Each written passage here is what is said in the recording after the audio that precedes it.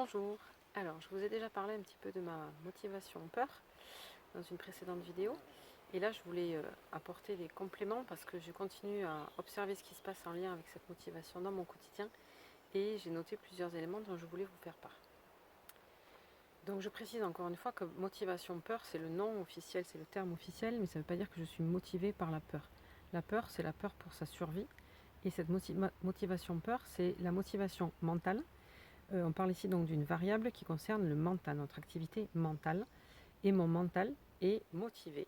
Le motif, la motion, le mouvement de mon mental, c'est d'aller vers la survie. Donc assurer les bases, assurer la sécurité, motivation sécurité, on pourrait l'appeler en fait, qui correspond à la thématique de la première ligne, qui consiste à établir une fondation solide pour pouvoir assurer la sécurité.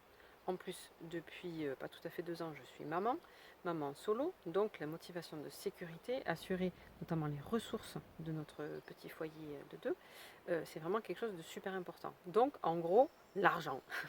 Je ne suis pas du tout matérialiste. Être riche ne m'intéresse absolument pas. Je consomme relativement peu.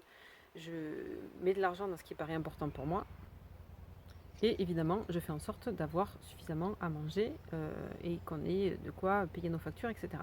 Donc c'est cette motivation-là qui va m'animer. J'ai jamais été motivée par le fait de gagner beaucoup d'argent en faisant une activité qui ne me plairait pas, parce que bon, je restais quand même comme je suis et je mets aussi la priorité sur ce qui me plaît.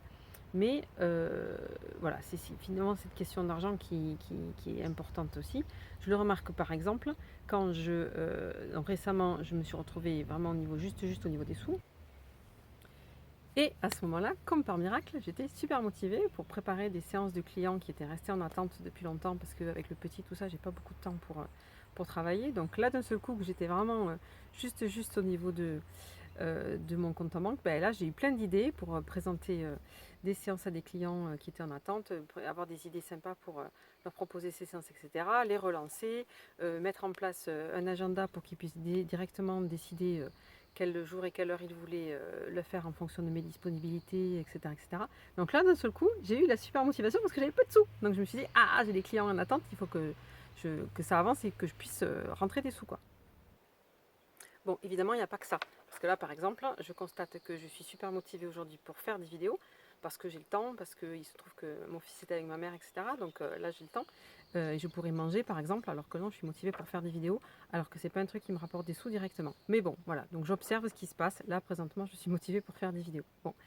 L'autre truc auquel j'ai pensé récemment, c'est que quand je suis invitée à des événements type auberge espagnole où chacun apporte à manger, où je suis invitée dans des endroits où je ne suis pas sûre qu'il va y avoir à manger, etc., j'apporte toujours à manger pour moi.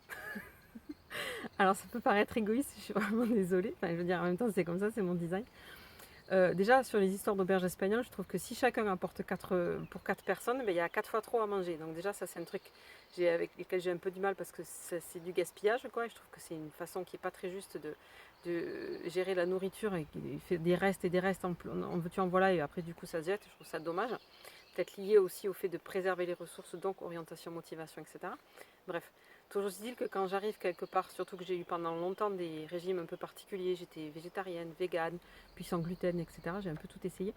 Ben, souvent j'arrive et j'apporte à manger pour moi. Et j'ai pas forcément assez pour partager, mais j'ai au moins à manger pour moi.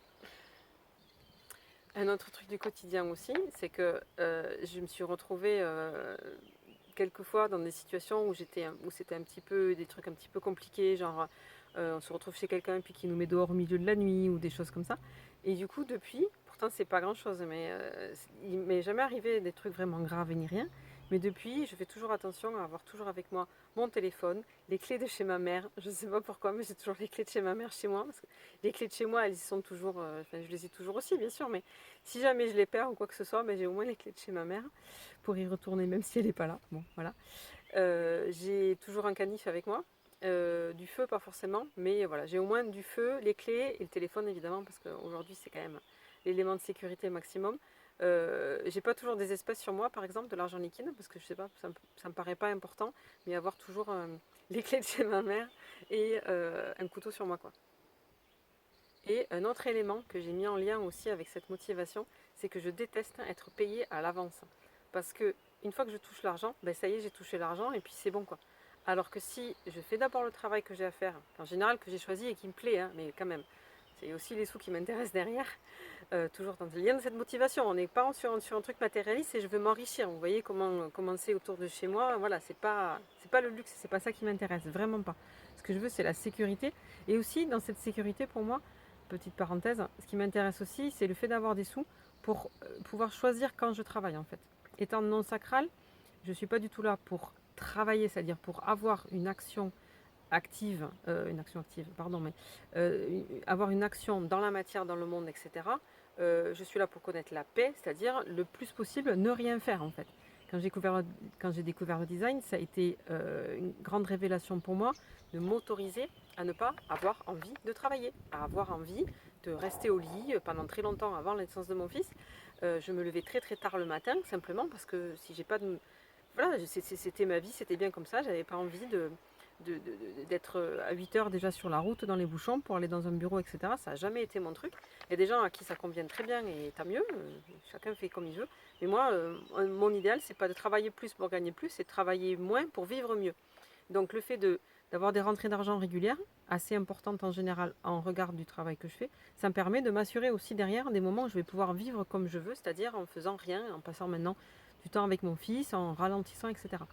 Donc, quand je suis payée avant le travail, ben, je suis payée, je profite des sous et il faut encore après faire le truc derrière qui n'est pas forcément, ben, vu que les sous sont déjà rentrés, ils ont déjà été mangés en fait. Et là je le vois, c'est pour ça que quand je fais des séances avec des clients, je leur demande qu'ils me payent après. Quand je fais une série de séances, je préfère qu'ils me payent après chaque séance de la série. Et un autre exemple assez marquant, c'est qu'il y a plusieurs années de ça, je ne sais même plus combien d'années, j'ai été sollicitée pour faire la traduction d'un livre d'enseignement bouddhiste qui est pourtant quelque chose que j'aime beaucoup, qui fait vraiment partie de mon monde et de mon environnement. Sauf que j'ai demandé à ce qu'ils me payent au fur et à mesure de l'avancement de la traduction. Il y avait 2000 euros disponibles, je savais que j'allais toucher ces 2000 euros et je voulais qu'ils me payent en 4 fois 500 euros. Et ils m'ont dit non, non, c'est trop compliqué avec la compta, etc. On va te faire un versement par mois et puis voilà. Sauf que je le sentais venir. Moi, j'ai pas osé, mais bon. Maintenant, je le dirai. Mais j'aurais dû leur dire non, non, non, non, j'insiste pour être payé au fur et à mesure. Parce que du coup, j'ai reçu effectivement l'argent au fur et à mesure. Sauf que mon travail n'a pas avancé à mesure des parties de versement que je recevais. Et donc, j'ai fini par recevoir tout l'argent avant d'avoir fini. Et du coup, j'ai toujours pas fini. Pour de vrai, ça fait des années que ce truc-là est en attente. Heureusement, c'est un centre bouddhiste, etc. Donc, personne qui me court après pour faire sa traduction, parce qu'au bout d'un moment, j'aurais fini par le faire sinon. Mais là, j'ai vraiment besoin qu'on me pousse aux fesses, parce que j'ai plus du tout envie. L'argent, je l'ai déjà touché, ça fait des années. Et là, si je reprends ce travail, ben, je vais avoir l'impression de travailler pour rien. Donc, motivation, peur. Si vous connaissez des gens autour de vous qui sont motivés par la peur, payez-les correctement et il y a des chances qu'ils travaillent bien. Et de manière générale, quand on a cette motivation peur, on peut se retrouver, alors c'est pas trop mon cas heureusement, mais on peut se retrouver à accepter des boulots juste pour les sous. Accepter de travailler juste parce que ça paye bien. Moi, ça m'est pas arrivé très très souvent. J'ai vraiment mis l'accent plutôt sur le facteur plaisir et avoir envie de faire vraiment les choses, même si c'est pas trop trop bien payé. Même travailler bénévolement, ça m'est déjà arrivé aussi. Mais voilà, plus l'âge arrivant, plus la maternité, plus etc. Et puis il y a peut-être d'autres personnes qui sont faites différemment que moi. Si vous avez la motivation peur, faites attention à ça. Faites attention de ne pas privilégier la survie et donc l'argent dans le monde dans lequel on est. Si notre survie était assurée par autre chose dans un autre type de culture, ben, peut-être ce serait différent. Mais en tout cas, pour nous, on sait que c'est l'argent qui assure la sécurité. Donc faites attention, si vous avez cette motivation, à pas faire vos choix uniquement en fonction de cette sécurité, qui certes est importante, mais il y a peut-être d'autres éléments dans votre vie. Et en tout cas, ça peut être un élément de la décision, mais ce qui compte, c'est votre autorité intérieure. Si vous êtes sacral, c'est le kiff que ça va vous apporter. Si vous êtes émotionnel, c'est votre vague émotionnelle au fur et à mesure qui va vous dire, hein, qui va vous permettre de sentir ce qui est juste pour vous. Et en tout cas, voilà, ça peut... La motivation, vu que c'est mental, ça peut être un piège aussi au final, quoi. Donc c'est intéressant à observer. Et là, j'ai mon repas qui cuit, donc je vais retrouver mon repas, parce que quand même aussi la sécurité à un moment, c'est de manger. À bientôt!